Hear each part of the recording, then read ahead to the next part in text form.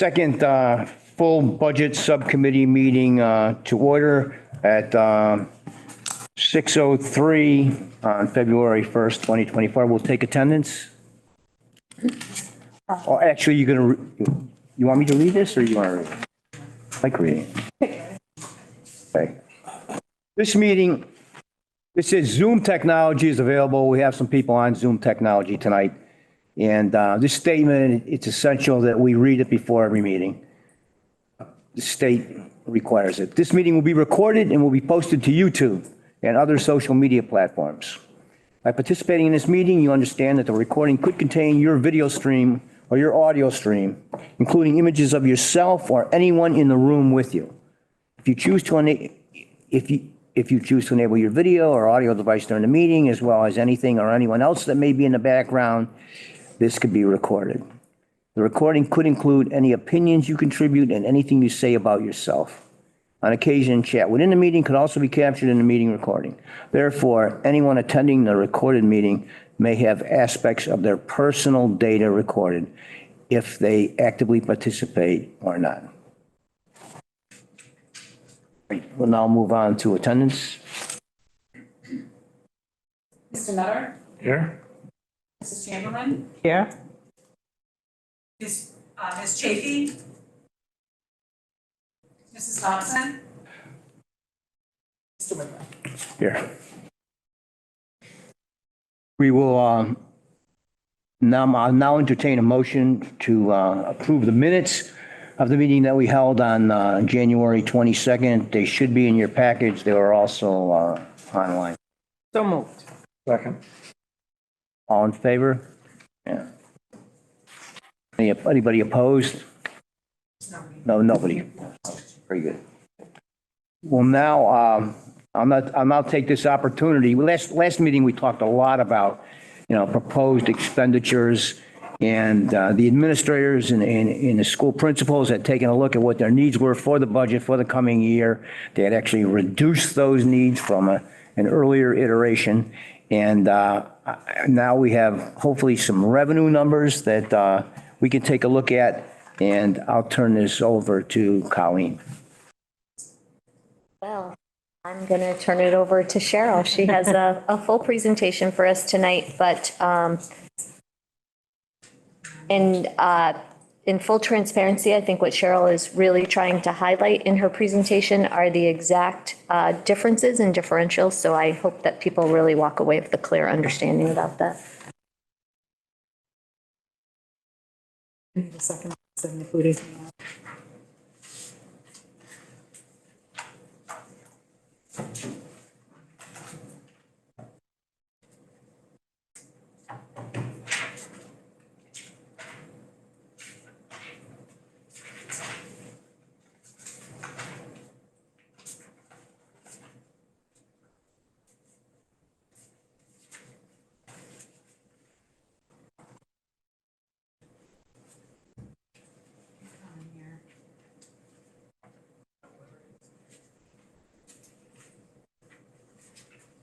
I'm not reading ahead. He's going to have a heart attack before we start the meeting. I'm not reading ahead. I'm the reading first the thing I went full to. story. I don't like him. You know what I'd like? Is, a couple paragraphs explaining why that situation is so serious for that particular town. And I know you've talked about it before. We've got. I have a pop quiz in there. You didn't see the pop quiz? Wait, see how many people have listened to me over 23 years. Yeah, I saw the pop quiz. Like a condensed in a paragraph version, so I can just pull it out of my pocket when somebody sees me on the street and says, what's the reason for this particular increase this year, or why are you doing such? Well, there's not one reason. That's the problem. I know it's not as simple as one increase in paragraph. students and some other things. Got it. Yay. Okay. So I have for you the appropriation control report at our last meeting. I didn't finish until 15 minutes before the meeting. And I had a formula error. I don't know how it happened, but I found it over the weekend. So now I have all of the reports. So I just wanted to bring it to you in the appropriation control report review. So you'll see that our budget this year is just over 38.4 million. Our preliminary budget was 41.5 million. We did make $666,000 worth of reductions before coming to that meeting. So right now, our proposed budget stands at $40.8 million, which is a $2.3 million increase or 6.17 over the current year. What I thought would be important, as the superintendent said, was to go through each of the appropriation categories and tell you what some of the drivers are for the increases. Very quickly, if you want me to slow down, please let me know. District administration up 2.16%. And most of, you know that our salaries are all reported within the function categories, so they get reported to the state in the proper manner. So throughout there, we are putting in the estimated COLA for any employees who are not on collective bargaining agreements, or the actual FY25 salaries for all of our collective bargaining units. So also in here, as you know, our association dues go up. We whine to them. We say we can't even afford our budget, but you're putting our dues up, but they continually go up. And also this is a year where our copier lease is up. And so we've put in an estimate for the upcoming lease. The leases on copy machines actually go down every time you lease. But each time you do that, they come up with another way to charge you. Now they charge a very small lease amount per month, but per click, which means how many pages are being spit out of that machine. So we have put in some devices that you have to log in with your password to get into there, so we can find out who are the big users of the copiers and how much gets not, sent to the copier but not picked up. So sometimes, you send it to the copier and go, I don't really need that. It goes right from the copier to the trash. Well, now you don't have to do that because you just delete it off the copier and don't have to print it at all. Those are some of the drivers there. Administrative technology and support, software licenses keep going up. Most of our curriculum these days is on software, and those licenses go up almost every year. And it also adds a laptop for administrative technology employees. Instructional support is our largest category of the appropriation categories. We're up 3.79%. The main driver of that is contracted salary increases, lane changes, as well as a couple of positions that we talked to you about at our last meeting. We are, however, talking about reducing force with our CNAs. We put CNAs in place when we came back from the COVID shutdown. We have 2 of them. We're going to reduce one of the positions and reallocate the other to a health grant. Transportation services, I had put in, we made a significant reduction to auxiliary transportation services for homeless students. We did not use as much last year as we did the year before that, so I've made some adjustments there. I did put in an estimated increase of 12% for the bus contract. Bus contract was open today. I'm going to go and get to those numbers.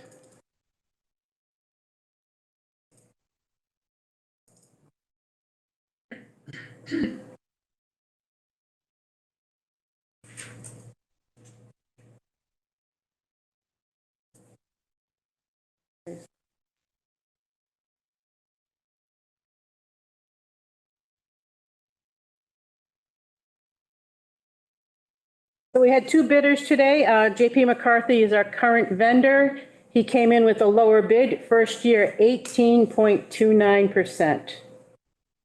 As I told the committee, we did structure our bid differently, allowing them to have an increase in year 2 and 3. Usually when we put out our bid, we said keep the first 3 years constant, and then the optional years would be 2.5%. I allowed them to bid all 3 years, hoping that that first year would not have that big impact. But remember, they're coming off of 3 years at the same rate.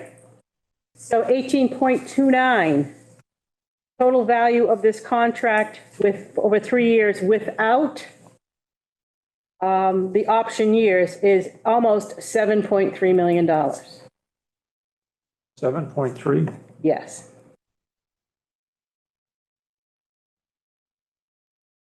What did the other bidder? I'm sorry, I thought I had opened up the right sheet, but apparently I did not.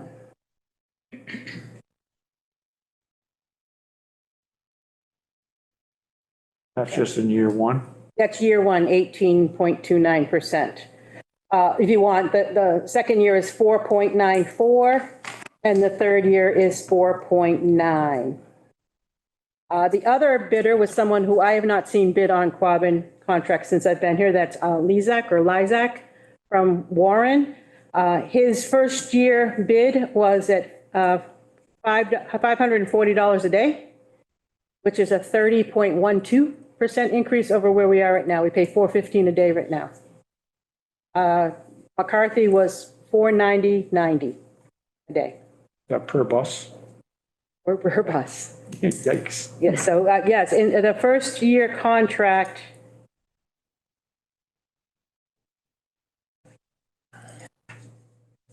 for just our regular buses, and I can't really, well, I can add it together, I guess. So can I just ask a question? What was the reason why he had to go 18.29 for this year? I don't know. You don't ask that on a bidding. Well, I think one thing you shared with me, Cheryl, that I didn't know is she was saying that the transportation vendors, they know their market, so they go to bid openings, whether they're bidding on those school districts or not. They go and they see, they're really paying attention to competitive rates, so on and so forth. So, I think that's definitely one factor.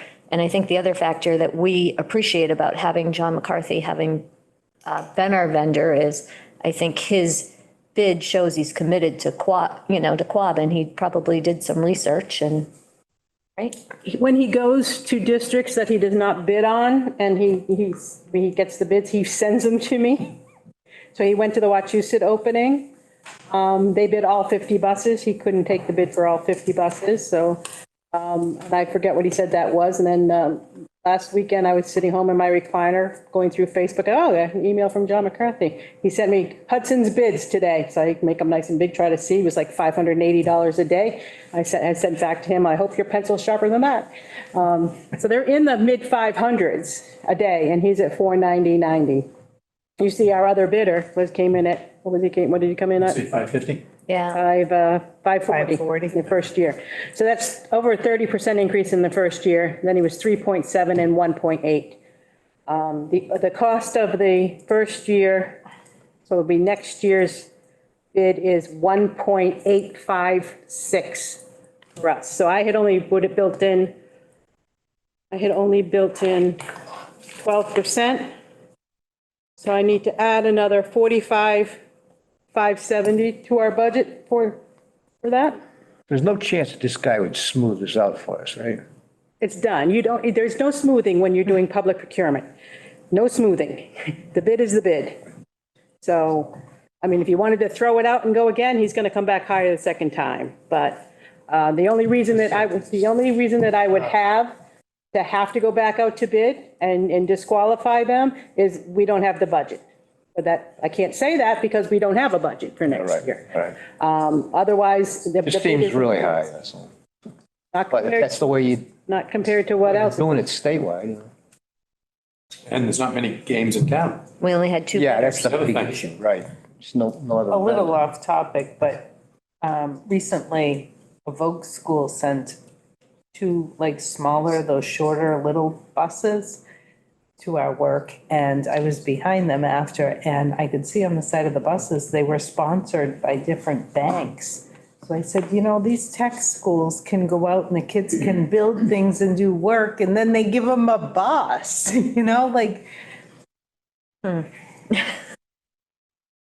Really?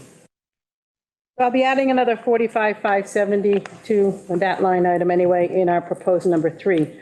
School nutrition services, I saw some things floating around from DESE and school nutrition in DESE, and it's infuriating. Colleen forwarded us a memo today about summer meals, and in it quotes, Governor Healy is committed to universal free meals for Massachusetts. We attended a Zoom meeting on Tuesday that said the amount of money that's in her budget will not pay for free meals for Massachusetts. So let's get the numbers straight. So actually, Julie Kelly said, don't be surprised if this number does not change throughout the legislative process, that districts might be funding school lunch because there's not enough to cover the cost. Yet she's committed to universal free meals. I just wish that the message was the same in everywhere. You started, let's say, summer. Are we going to be doing this through the summer or what? No, that was just, it came out from school nutrition and DESC, what to do for summer meals and when the deadlines are and things like that. But it said in there that she's committed to universal free meals for Massachusetts. And I heard 2 days earlier that the amount of money in the budget won't pay for Massachusetts' portion of the federally subsidized program. We're looking into school meals, but and that did not say what the parameters were. Athletics is up by 7.41%. Couple reasons for that. Cheerleading, we put in cheerleading a couple of years ago. It's now been slated for the varsity level. You have to be at a JV or lower level for a few years before it can become a varsity sport. It's now there, so there's increases for the coaches there. Increased cost of supplies, everything goes up. For this school year, we had a couple of teams that got new uniforms out of the school choice account, or the athletic revolving account. So there was no need to have replacement uniforms for those teams, but there will be for next year. So there was no need for that in FY24. And there's an increase to officials as we are hosting a wrestling tournament next year. Student activities up 1.94%. There's contracted stipend increases for all student activity advisors, as well as there is a request for a club advisor for student council at one of our elementary schools.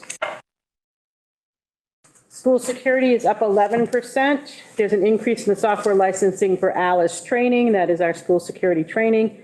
Extended day for our after-school security. I know Mr. Brophy's big on this. We had 2 people that do security during the day, but they have extended hours through to cover the amount of people that are in our building for activities and athletics that happen during the winter months. So we've extended their hours.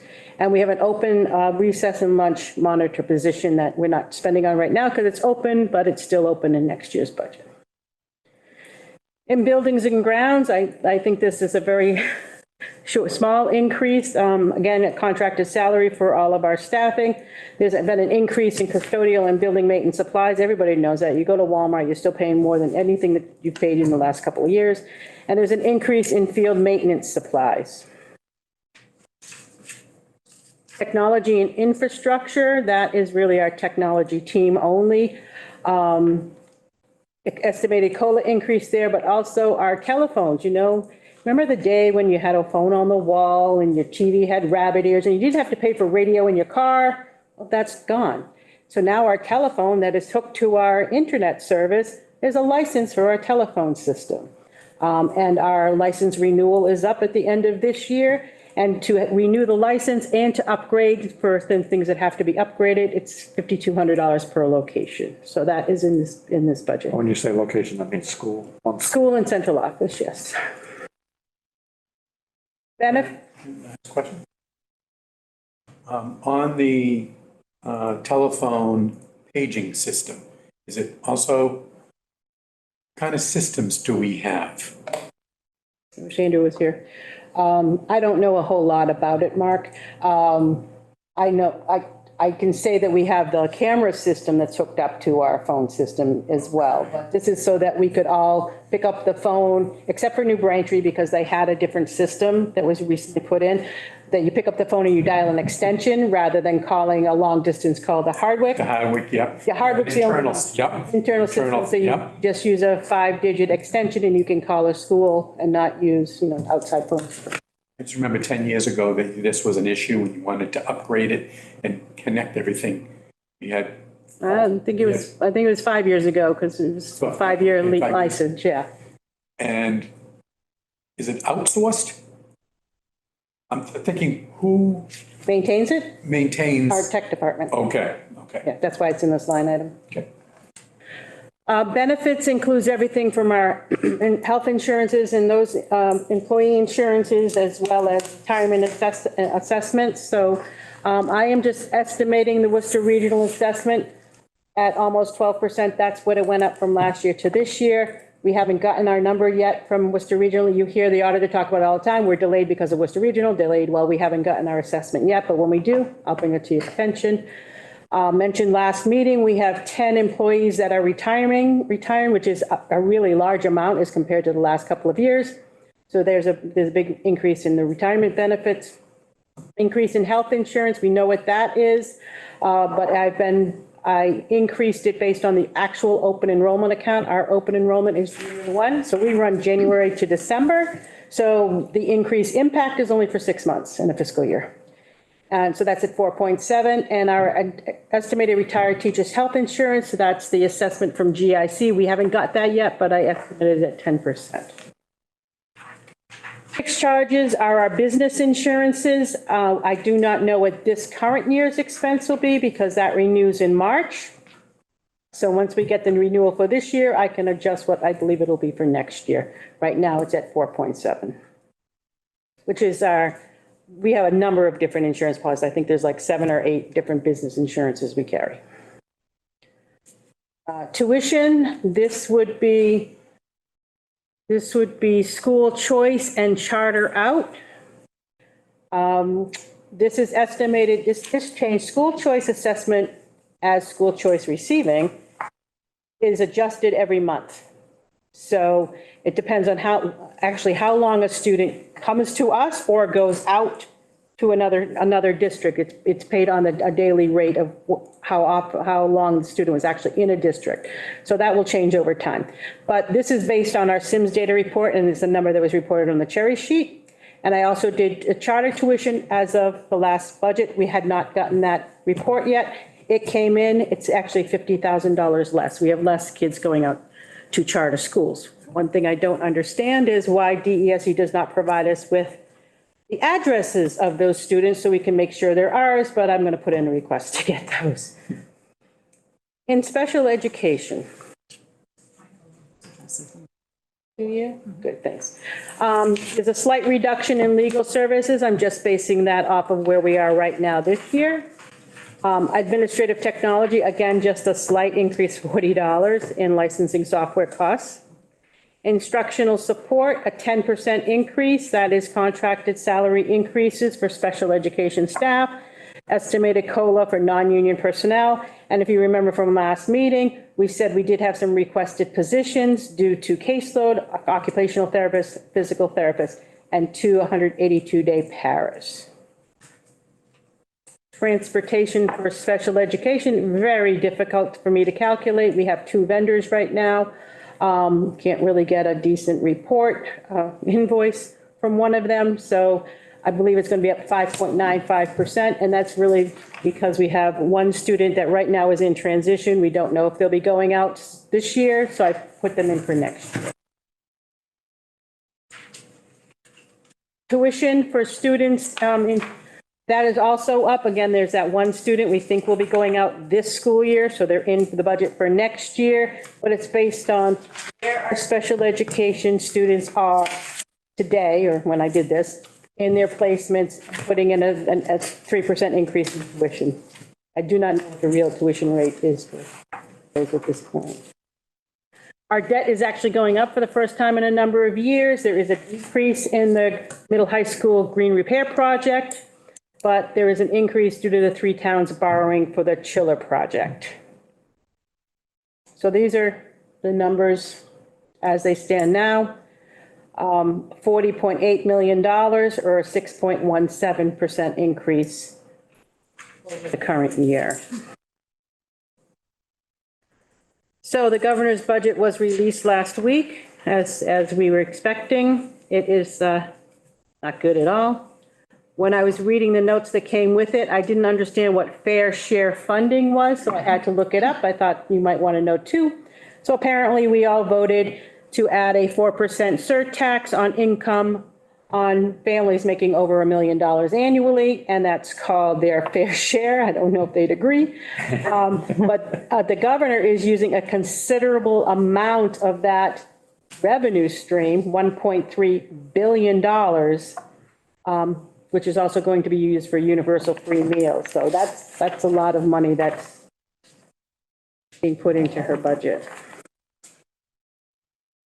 Also notes on the governor's budget, it is funding the 4th year of the Student Opportunity Act.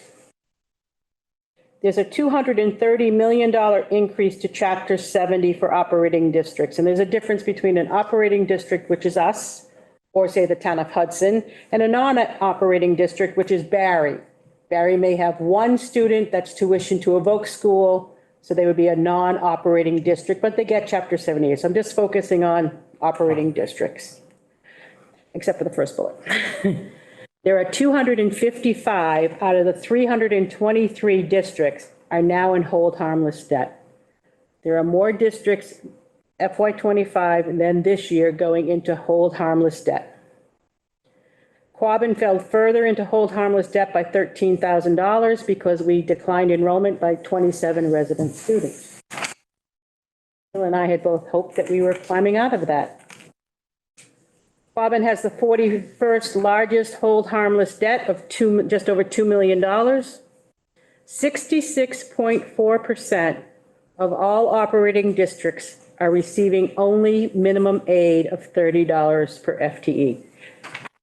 There's a lot of emails circulating around the business manager listserv over the last few days is, did you lose money? Did you lose money? What's going on with transportation? And Julie Kelly said to the DESE reps that were on the meeting the other day, there's a significant flaw in this formula when 66% of the districts are losing money. And 10 districts, 10 cities, there they are, 10 cities are receiving 58% of the Chapter 70 increase. The other 308 districts are sharing 34% of the money. I don't know, but I think that's a bad formula. You'll see that Springfield's getting another $27 million on top of the 27 they got last year and the 24 they got that, and their ESSER money, which we learned the districts that got so much in Chapter 70, they didn't really need their ESSER money to meet obligations for operations. They made a new law that they can carry that over. I thought they should gather it all up and give it to the districts that had to use their. Only they can carry it over? Or everybody can? Well, if you have it left over, you Yeah. can, but if you spent it the way you're Right, supposed I to mean, spend it, you don't have it left over. Have any left over, but Right. if we did, good, yeah. So the cities can over, Well, these are the cities that have the money left because, but, the law was, it had to be used by September 30th of 2024. But all these cities still have a lot of money left, so let's change the law. I think they should have reallocated it to those of us who had to use it for operations, but my vote didn't count. So Walter and I had gone to one of the seminars last November, and was it the woman who lost in the Worcester election? I'm trying to remember. Yeah, Tracy Nover. Yeah, and she was going through the numbers, and she had a progression for like the last 3 or 4 years. And her thing was that the numbers were going down. And she kind of made a comment that the first time she put it 3 years ago, or whatever, when she did it and put it up on the screen that nobody could read it because there were so many schools there. And that like this year or this time in November when we were there, she said, well, you can almost read it now because there are fewer schools. And her thought was that there was still going to be even fewer. So Fewer this is schools. kind Can hold harmless. Out of hold harmless. Yeah. Okay, well, I've got it. She's a huge proponent of the SOA. I mean, she's always been, for Worcester, they get big bucks. 19 million, they got 18 million last year. They got 100 million in ESSER. Well, there are 100 million. districts that Yes, sir. got money last year that won't be getting it this year. Neighboring districts of Imagine that. ours. And we get $30 a kid. Okay, so And here's, further in debt. so Julie Kelly, who is the statistician for Mars, she sent out to all of us the list of the districts that are in hold harmless with the formula. And there are on this, now these are operating as well as non-operating districts, because if you had 3 kids going to Smith Voc, you got money for 3 kids last year. And if you don't have the 3 kids this year, you're going to be in hold harmless debt because your chapter 70 can't go down. So there are, and I did my own math here. That's us, number 41. There are 255 districts in hold harmless debt for 25, which is 68.4% of the total 373 districts. Remember, these are operating and non-operating.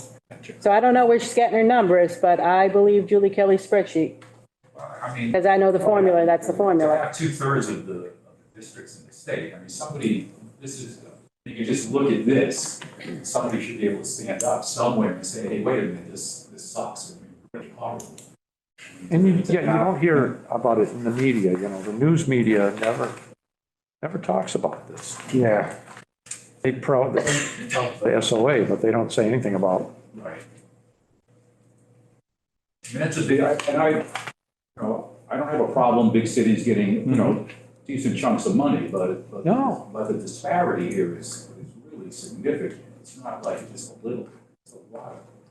Our chapter 70 this year went up 0.34%. And net school spending went up 2.07%, so. Now that there were a lot more for the rest of us that Yeah, are for the worse off, sure.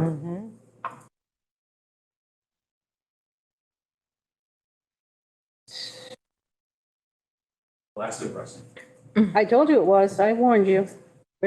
I was very depressed last Thursday. We haven't even got to the other parts, No. but just what you said. On the operating districts, 255 out of the 323. 66%. 373, didn't, That was including both. yeah, The first time you said 255 and 323. the non-operating one. No. Yeah. Excluding, yeah. Jess, can you make that go? So our cherry sheet is here, but we're going to go fast past another one, honey. Okay, so I did a little math here. We spent too much time calling each other honey. So we're getting a whole $57,000. That seems to be our number. 57, 58, 56, that's all we get. Well, what is that going to pay for? Nothing.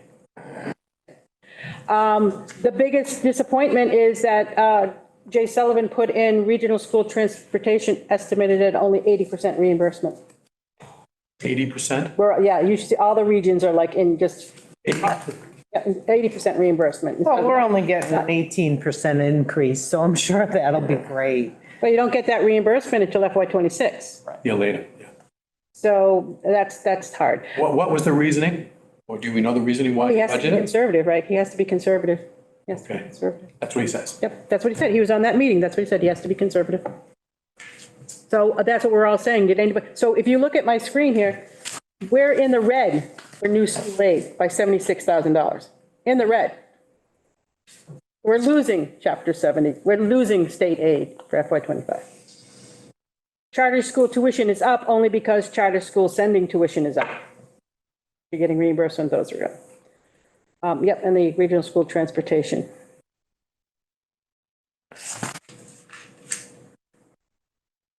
So I wanted to also just talk about the towns here now. So we talk about whether our towns are meeting target or not each year. And target is decided by the formulas that DOR as their ability to pay. I have each one of the towns here, and all of our towns for FY '25 are not at their target share for the required local contribution. So I've highlighted and if you follow along in your paper so you can see it actually. On line 11 in each one of these, Barry's target share is 43%. Their local numbers say that they can't afford that. It's only 37.94, but they do have to pay a little bit incremental charge because they're not at target. So when it's all said and done, they're going to pay only 38%, not the 43 that should be paying. I'm also adding this year, after each one of them, how their required local contribution is divided among the districts they belong to. And the reason for this is, after 23 years, I'm tired of going to town meeting, and when anybody questions the vocational assessment, it's based on enrollment. Well, guess what? They use the same enrollment numbers and the same calculations as we do. I actually asked the Monty Tech business manager for their language. Their language is just the same as our language. They calculate it just the way we do. And if you look at this, Barry's required local contribution in the green box, I did some math, rest of the DESE report. Required local contribution for Barry for a Quabbin student is $5,492. They are paying $7,759 for each student they send to Monty Tech. A $2,200 difference. There's no discussion about their assessment. Hardwick is also under target. Their target share is 44%. They're paying at 39.63%. Hardwick's share of their required local contribution for Quabbin students is $5,683. But kids going to Pathfinder, they're costing $8,630. A difference of $2,900 per student. Hubbardston's target share is 58%, and they're contributing at 52.5%. Their allocation across school districts, they're paying $7,530 for each Quabbin kid, $10,637 for each Monty Tech kid. I have brought that point up times. $3,000 more than they're paying for a Quabbin kid to go to school here. New Braintree, their target share is the highest of the district, 69%. 30, remember that was 30% for Barry, right? So close to 30. 69%, they're paying at 66%. But they're still not at their target. They're contributing $9,457 for each Quabbin student and $14,300 Pathfinder student. $4,900. OCAM share is, target share is 60% for FY25. They're going to be contributing at 55%.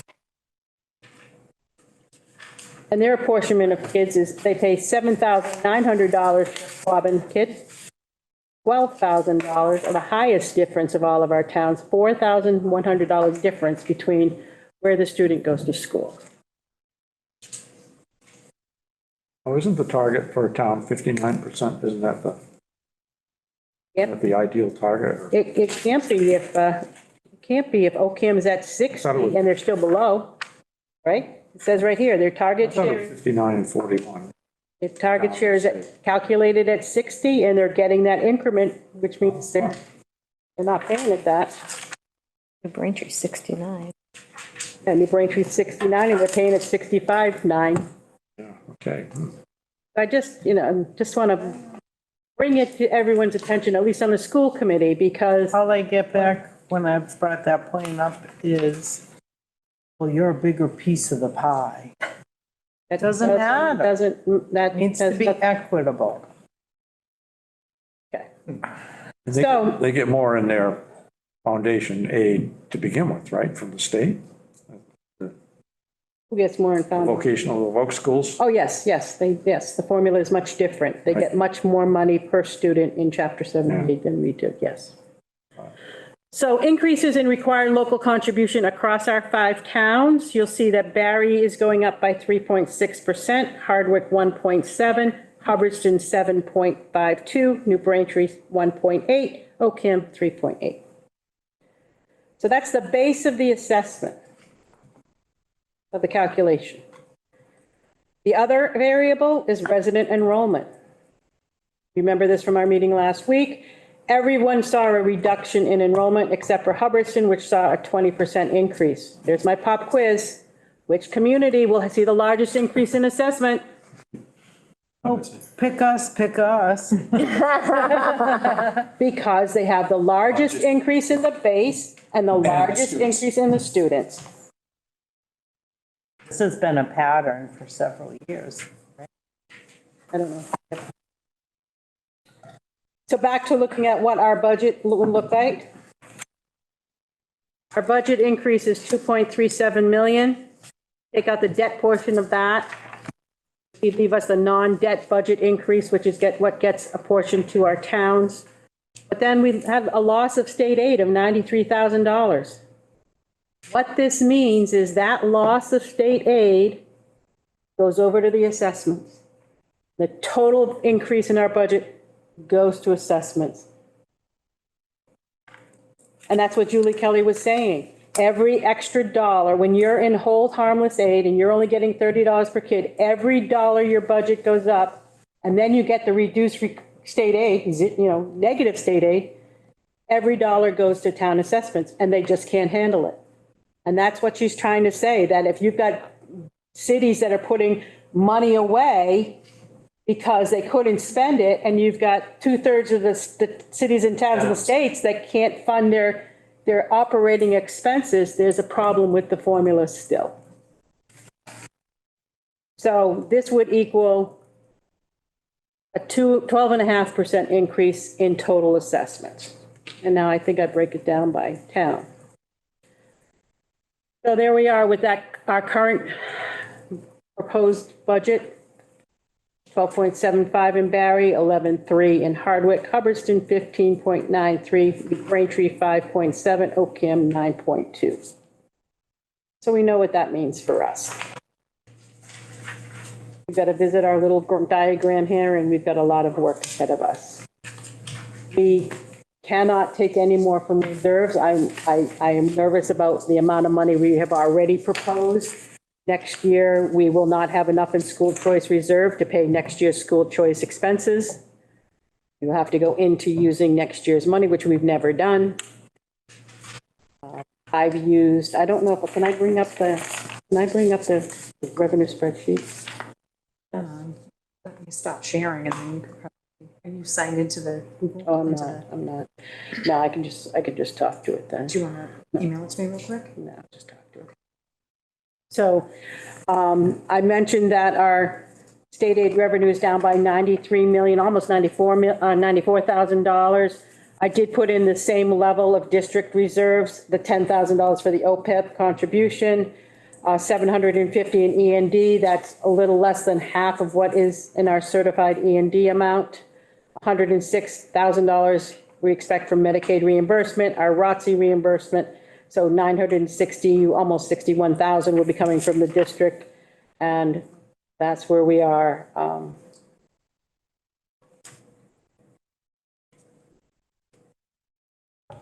Heart attack, anybody need it? Anybody need the? It's going to be very difficult. So how many more years on SOA?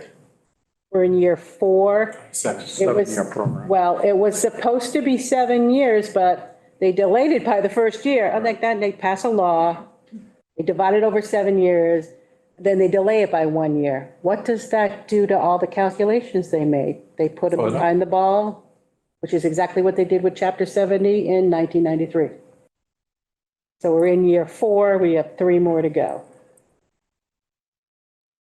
We saw that bump in enrollment 3 years ago. We thought we were on our way. NESDEC hasn't got back to us with our numbers, but we submitted our numbers for our enrollment projections to see what they say we're gonna see in the next few years. But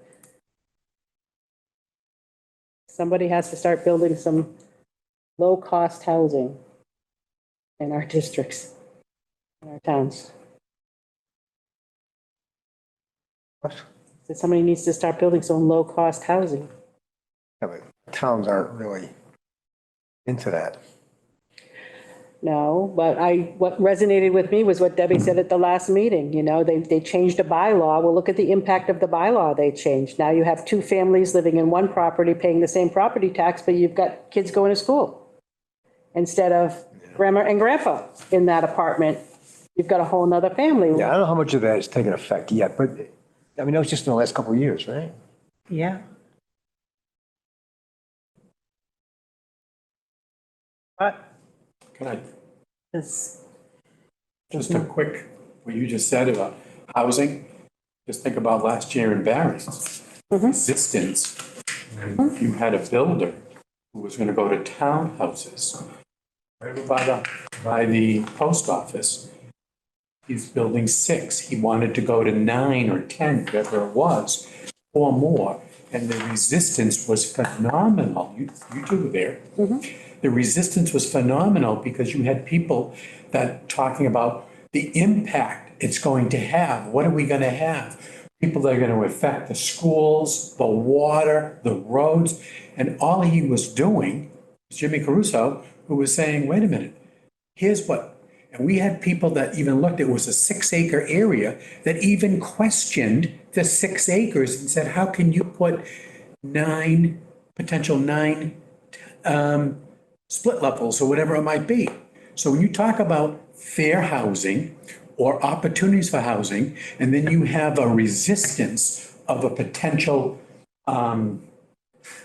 constituency or residents to say, no, this is an example of, as you made, we need housing that is affordable.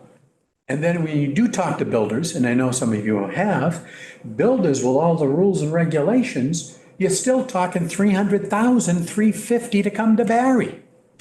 When 30 years ago, you could come for 150,000, 200,000. So it's bigger than us, and the towns have to be part and parcel of understanding how to, yes, we got 2.5, it's time to change 2.5, but that hasn't resonated yet on the legislature, for crying out loud. But how else can we do this? Hubbardston. I know, I was trying to pull up, I can't get a good service, but somebody had just recently posted on the Facebook page, it was a realtor, and it was the sales numbers and stuff for the past couple of years. So I'll pull it up when I'm at home and send it to you, but we've seen a lot of movement, it seems like, and that's kind of what we've talked about, and people aren't staying. They keep moving, it seems like, so we're having, it seems like a lot of turnover. For some reason. Children With that you see children. coming in. Yeah. I mean, it's. Younger it's, families. You know, 400,000 is a very reasonable home in Hubbardston. So somebody, buys a $400,000 home, they move to a community that's got a better educational system than the one they just left. And they netted 300 on their prior home, So, I mean, it's, for them, it's a win-win situation, but it really doesn't show up in our, it really doesn't help the town to the extent that it should. And then the SOA thing, it's like. The SOA blows your mind. Yeah, I don't understand, no comment. Mark, I don't know how significant the opposition was. You had a vocal woman, who came in right away as soon as it was open to the floor. I don't know how deep, I mean, I think. It went down on the poor guy. Yeah, I know, but I think you had a small vocal group, as you do in a lot of places, as we've seen in what we do, who make a lot of noise. And then I think they kind of scare scare people who are, I mean, I don't pull the papers to see exactly what's going on in the school committee, in the town meeting until I get there. And so when that came up, I mean, some of this stuff comes up as a surprise to me. It came up very balanced, but obviously these people, this woman and whatever couple other people with her were prepared, to come after this guy. I don't think they were, maybe he wasn't as prepared, or maybe his allies weren't as prepared to counter, because I kind of thought there might be a little more give and take, and it kind of split, was tabled like this. One was tabled, they didn't give him the variance because he's only going to put in 6. I think there's going to be 6 kind of potential ranches or split homes type thing in that area over by the post office. But she was acting like we were a gated community in her commentary. It was like, oh, Barry, I'm thinking, well, wait a minute. It's like, people aren't coming here to retire for crying out loud. But she was acting like this was, as you said, this great offense to the community. It's like, geez. But yeah, this is striking, as we know. But that $95,000 right off the bat, we're down.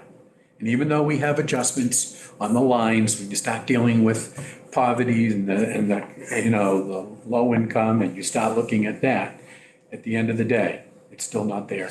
And then you still have local contribution requirements, resident piece, 20 students in one town, throws it at the heck.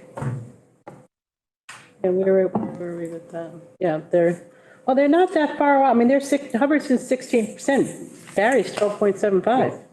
Yeah. You know, so, So how's Barry going to react to this? I know Hubbardston's going to No react. one's, yeah. Same way, same way. no, yeah, well, we know it's also, we have some hard decisions to make. We have, like I said, the last screen that I had said that, Share again. if they want to, if Chris wants to see, the school choice revolving account will only have 905,000. We're going to have, without the programs we took from ESSER to put over there, okay? If those were all gone, we still have $2.7 million of salaries in school choice, and we only have $900,000. We're going to have to use the school choice that comes in. That makes me scared. And we have $800,000 in E&D, so there's 1.7 of the 2.7 we need going forward. Kind of living paycheck to paycheck in a sense. We will be now, exactly. And you never did that before, right? Never had Never to did do- on the, No. on the school choice account. No, but we made, you know, we took a look at what the programs were that we had during ESSER. We decided to cut one program, but we put the other, we kept the others. We have to kind of look at everything right now. The open positions we have, can we make some adjustment there? The requested positions that were put in, remember we had 5 requested new positions. We got to look at those. Capital. We don't have any because we're using. We're going to use. Yeah. Full money. Well, that's good. We don't have to. That's those are, I mean, Chris is online, he's like, hey, what happened to my projects I needed to have? I'm like, whoa, okay, it's okay, we just we can take care of them another way, but we know he's looking for tables and chairs and student desks. We talk about that, how we haven't bought student desks in years in our elementary schools, not since I've been here. Student desks in elementary No, schools. we were talking about it last meeting, wasn't it? Yeah. And So this will go on the website some point in the next few days. And we'll then start to get reactions from the towns who probably have a pretty good idea that these numbers are going to be high. Well, I mean, not 15%. This is the 1st of February, okay? We've got to go and look and see what we can do. We're going to start hammering our legislators that say 80% reimbursement for transportation isn't going to cut it for us. We're dependent on that. You promised it to us. Hopefully that the universal school lunch, what if at the end of the year, we have a huge school lunch bill we have to pay because they didn't really fund that all the way? That's going to come back on us to pay. didn't we have a policy that we'll just let it go? What? School lunch debt. Maybe the state will do the same for us then. Yeah, no, that's not going to happen. Yeah, right. No, the state, we have universal, breakfast and lunch for the students in Massachusetts for 180 days, correct? Well, yeah, this year, yes. Subject to appropriation yearly? Yes. Okay, it's on. Yes, yes, so this year, yes, there's money enough, so whoever does Not that the summer. calculation. No, the summer really has nothing to do with this Thank you, month. okay? What we were told in our meeting with Mars and with the DESE staff is the governor did not put in, so what happens is they estimate how many kids are eating lunch. Olivia sends reports every month, right? How many kids in our district are eating breakfast and lunch? The federal government pays a certain percentage, and because of universal free lunch, the Massachusetts would have to pay the difference. But based on the number of kids eating right now and what the federal portion of that is, that hasn't changed, what's in the governor's budget is not enough to pay the rest of the bill. So our money has to come from somewhere. If kids aren't paying, it's coming from the federal government, USDA, and it's coming from our budget. And if there's not enough in the state budget, it's going to end up that we don't have money to pay our staff because we're not getting the reimbursement we're supposed to be getting. So on one hand, she's saying universal free lunch, and on the That's other, what I'm trying to get. back in here, back in the budget, it's not enough to cover it. I mean, Julie said, be forewarned. So we have to get to our legislators and say, hey, you need to make sure there's enough money there for a universal free lunch. And you need to make sure that transportation reimbursement is, we're not going to get any. Why do we have to tell them? This isn't rocket science. I right. mean, the formula's not work. I mean, it's just, it really just kind of blows your mind that this is how we have to operate. Like we talk about our federal representatives, I don't know. Got some issues with our state representatives here. I just don't. The whole free lunch thing is, it's a very admirable thing to do, and I'm sure it's one of the reasons why Massachusetts is voted the #1 place in the country to raise your family.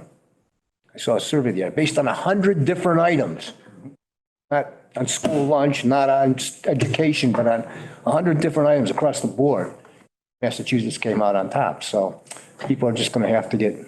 Then why can't they fund universal free lunch? California did it first and Maine did it second. Maine, that's because they're taking 8% of my retirement. Yeah, but Maine is paying. California's got a lot of problems too. Well, they didn't say they're not. Same thing with transportation, we go through this every year, it's like subject to appropriation. Right. That's the way they set it up, that's the way it's gonna be.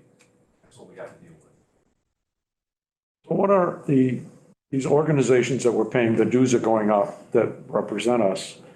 What are they doing? I mean, are they trying to move the needle for us with, Chapter 70? Are they working on it? Are they contacting people?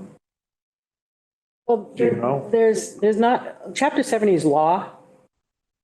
It's not like if you go and you keep hounding your senators and your reps about regional school transportation, they have an opportunity to change that in their version of the budget. Right. Chapter 70 is law. They don't have. They can change the law, though. Well, they certainly did for something else, but the Chapter 70 law hasn't been changed since 1993. Right. Right? I don't think it's being changed anytime soon. Yeah, nobody wants to get into it. Nobody wants to get into it. What did the last time they put something together who sued the Commonwealth? Brockton? Brockton? Brockton. Okay, what happened then? Taken under advisement. They came up with this great big huge report of all the flaws with the formula. Taken under advisement. What happened? And we get SOA, which clearly favors the gateway cities. Well, that's exactly. That SOA, but- Brockton, Holyoke, Springfield, Worcester, are the ones that pushed that at that time. Well, they have the wherewithal to publicize it, they all have their own local newspapers and, they got a groundswell of support and SOA passed, Us there any- little guys out here, we don't have that kind of power. Is there anything that Power. tangibly measures the benefit that they've accrued through these additional resources? I've been saying it since the beginning. Show us the return on investment. Show the districts that are getting no extra Chapter 70, show us the return on investment of all this money that the state's putting into these gateway cities. I haven't seen a report. Many of their It's not bus schools are companies. not in very good condition. That's what Jay Sullivan advised us to do the other day on there. What my advice is, he says, start putting money away and get your own fleet of buses. I was just yelling at the computer screen. I told Julie Kelly, unmute me because I'm going to scream. Put money away how? We don't have enough money for our operating Exactly. costs. How are we going to put money away for a $350,000 bus? Because it has to be an electric bus. Which Maureen then pointed out that I think she said Pentucket. Did she I say think so, Pentucket, yep. So they bought some electric buses and they have a 3-tier transportation system. The buses didn't have enough power to do the 3-tier. John McCarthy told me today, I forget the districts he said, but the 10 buses they bought are parked because there's nowhere to charge those buses during your route. You can't go all the way back to and between your your tiers and go back to the shop to buy. And in the cold, they. Right. And so they have, he told me all 10 buses are parked. Come out after the fact.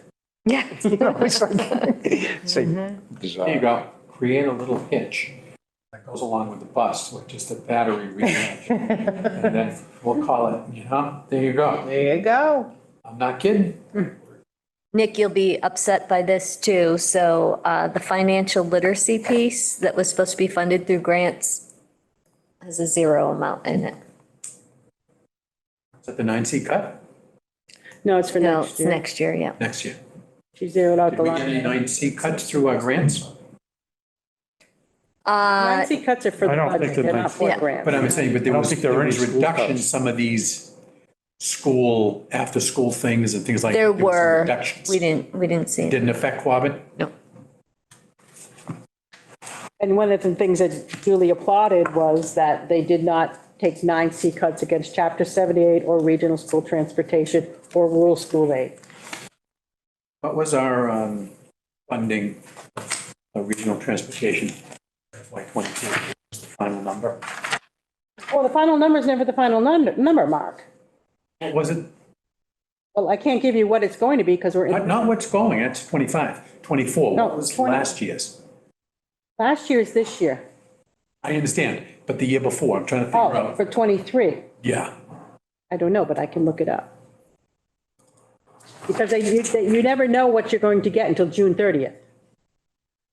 You get a portion every month, and then June 30th, they make an adjustment.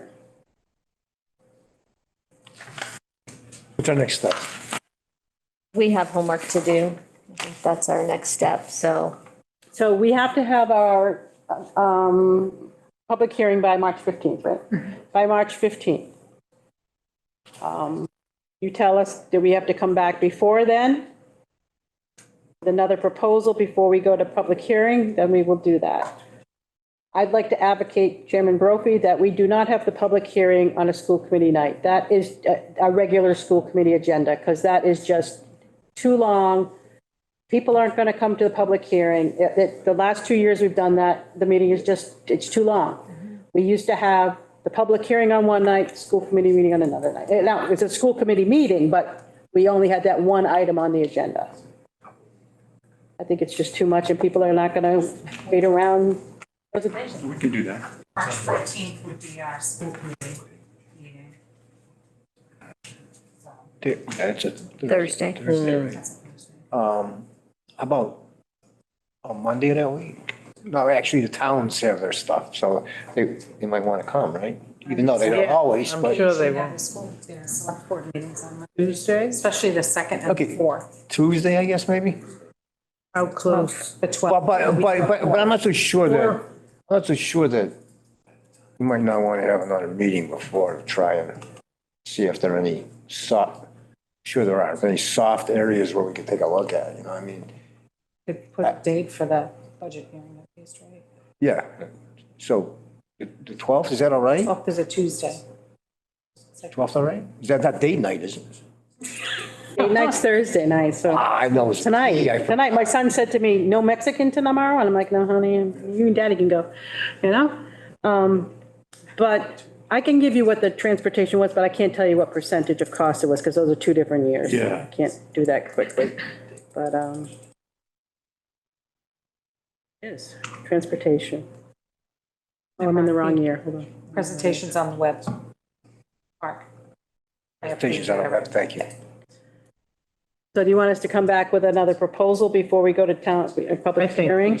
we need to. Yeah, I think we need to. Yeah, just, you know, we need to make a really, you know, good faith effort to get this down to some extent. You know, and I realize it takes a lot to bring it down.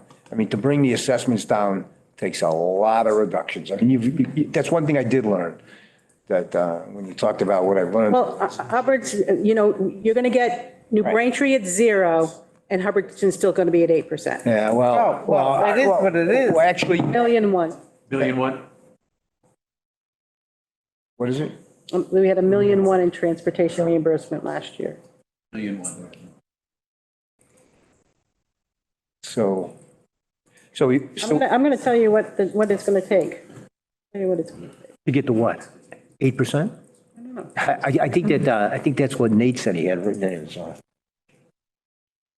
and he thought that was too high. Because I remember I had a discussion with him, this was like last year. He goes, oh, it's going to be 8%. Because he had put together, you've seen it. He's put together the plan for the coming years. Yeah. And what the town can afford. And I'm not saying 8, but we need to get it I down a think little. it's 4. If we, Really? if we cut $1 million, now there's no more revenue sources, so we're not going there. We'd have to make cuts of $1 million. The overall average would be 7.3. Barry, 6.9. Hardwick, 5.7. New Braintree, 1.78.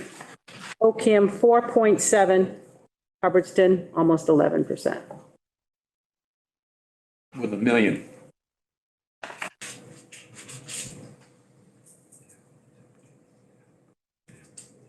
$1.5 million puts the Braintree in the negative, and Hubbardston's still at 8.5.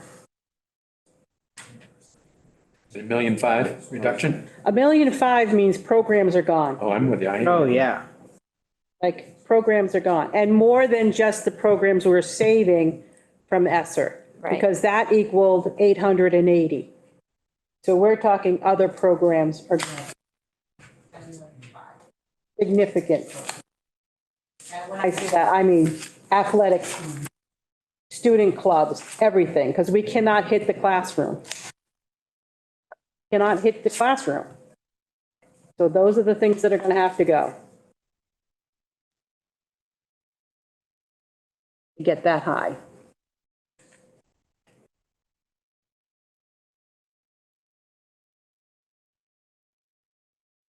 So we recently assessed those classes that were, Dr. Allen's group assessed those classes that had like 7, 8, they had low enrollment, right? Is that, you did that, right? I think it Yep, was. we do it every year, the middle high school, yep. And there were a few cuts, but not many. Not a lot of that, but some of that on paper looks different than it is in reality. Really? Well, What do you mean by like that? some of like the French IBs and things, like it might have 5, 7, 8 students, but they are in One class. one sometimes they're class, or combined. 2 groups of those, but they're labeled as different classes and that Happens work with in our a music different levels. department. So just one teacher, don't teach Right. them both. It's, yeah, it's like kind of 2 in 1, but because of the title of the courses, they're listed as lower enrollment. So there wasn't anything that I remember standing out that was of any concern. And special ed classes, some of those had some low numbers, but that's out of our control, so. Okay, so March 12th, public hearing. Another meeting, what do you guys need, a couple weeks to, so? We're gonna need to the end of the month to get together with everybody we have to get together with. Be like February 29th. If you do a Thursday. Thank God we have the extra day. Sadie Hawkins Day, so you can ask. I was gonna say, He'll say no. do you want to go on a different day other than a Tuesday, Thursday, so Peggy can attend? I think she's got bitty basketball. It'll be over by What's then. that? Oh, in February? It's the little ones. But it'll be over. Itty bitty what? Diddy, P-I-D-D-Y, not. Why was it itty? What day is the 29th? Days, But, 28 she's days, done okay, so that's February 4 weeks from vacation, today. For February vacation. Yeah. Okay, Thursday, 29th, right? 29th? That's a Thursday. Anybody have any problems with 6 o'clock starting time? Anybody want to go earlier? 8 o'clock in the morning? No, anybody? Okay, so 6 o'clock. You can't do 8 o'clock. 6 o'clock on the 29th. Everybody else can do 8 o'clock in the morning. Sure was excited for it. I was, for a minute. On a Thursday? For 5:30? That would be a Thursday. Peggy can't. Oh, morning or 5:30? 8 AM. I was only kidding. 5:30. I'm not doing that. Won't catch me there. Okay, so I guess the 29th at 6 o'clock, and hopefully as many people get there as possible. And then we've got was it the 12th? 12th. The 12th for the public hearing, That's a Tuesday, right? And then the 14th will be regular. 6 o'clock, So that's the public hearing, yes. That has to be a school committee meeting. Yes, 29th is the public hearing. Oh, wait a minute, it will only be it will be a full committee Okay.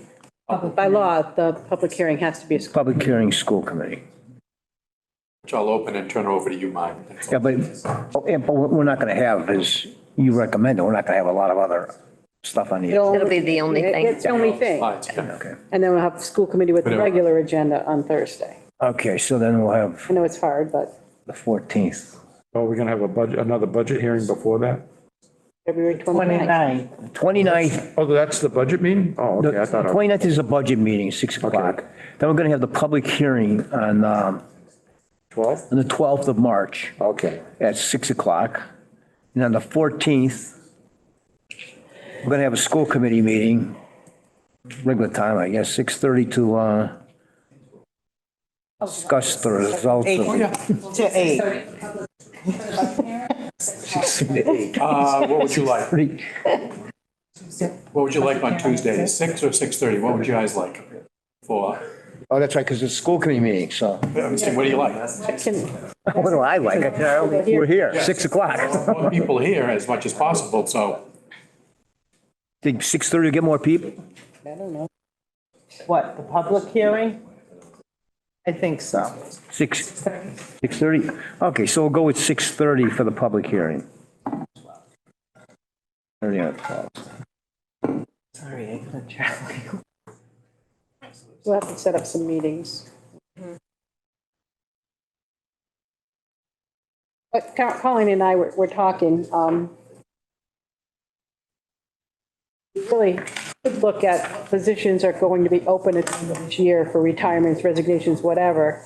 Otherwise, you're laying off people and paying unemployment. Right. So when you lay off a $50,000 teacher and you've got to put $36,000 in unemployment, where are you getting your better bang for your buck? You know what I mean? So that's going to be the hard part, is what will our unemployment costs be because of this? And we have negotiated contracts for student activity advisors and athletics, and I'll probably have to go back to the table. I don't know what happens. What happens if the school committee cuts a sport? Look that up. Get a lot of parents in the back of the room at the next meeting Yeah, that's for sure. telling us why we shouldn't. And when you cut anything, I mean, that's what the concern It's all is. subject to, And I understand, totally. what would happen, subject to appropriation like that, if we commit, if we don't have teams, it's not running. I don't know what it would be, but I would hope that any association and any leadership would be aware of what the budget is, what the presentations are, what the implications are. I'm sorry, we have an other side of that contract, and that other side of those contracts, there's a responsibility. Yes, they have their work, their professional work, but there's also a reasonable understanding and expectation in the community and what it involves. So if we're not running athletics, the union has to be, aware of the impact of that. Of course, there'd be loss of money, but it's up to the school committee and then the towns to vote their apportionment, not their world. But they need to be fully committed and understand what the cost is to running a school district, including after-school programs, athletics, and everything else. Saw those already being. It wouldn't ever be advertised because we would cut them before we ever do it. I know, but I'm just wondering what the union. Well, it would be as if the position were. They can't do anything. I mean, no, if the position's cut, the position's cut. It's, I would Their think it would obligation be is a similar- 180 days, 182, whatever this schedule is. Athletics and everything else is secondary to the primary educational piece. So, but my point again is about the responsibility of all folks. It is our job to put that budget together, and I appreciate the hard work and everyone that's doing. But you're absolutely right. There's no way in heck. But you're talking about the unfairness of the formula and everything else. How do you justify 266% of districts? Not, It just doesn't make sense to me. Like, why? and you ask us to be fiscally responsible? You have been. And the first time, we're gonna be using school choice funds on the year ahead. First choice, first time. In what, 25 years? I don't know what happened before I got here, but yeah. That's huge. Yeah, we didn't, You said 50% of the E and D, I think you said 750, you proposing to use. You already mentioned the ROTC reimbursement, I mentioned Medicaid. the Medicaid, yeah, I got it, I hear the What would minimum revenues. aid, what kind of, I mean, sometimes they kick around $100 minimum aid, but that really wouldn't, I don't think that I don't think they've ever done it, that I remember. I don't think it's been 100. I mean, how much would they have to raise it to get us to somewhere? It would have to be like $300, wouldn't it, something like that? I know it's not gonna happen, don't get, I'm That's just a really good being strategy. hypothetical, but, you know, They doubled it last year, right? So they we, made it 60, yeah, 60. and they made a big deal of it, you know what I mean? Why didn't they do 60 to begin with? So we wouldn't be in the negative 95, we would have been plus 12. Yeah. Why don't we, I'll entertain a motion to adjourn. So moved. Second? All in favor? Meeting adjourned at 7:18.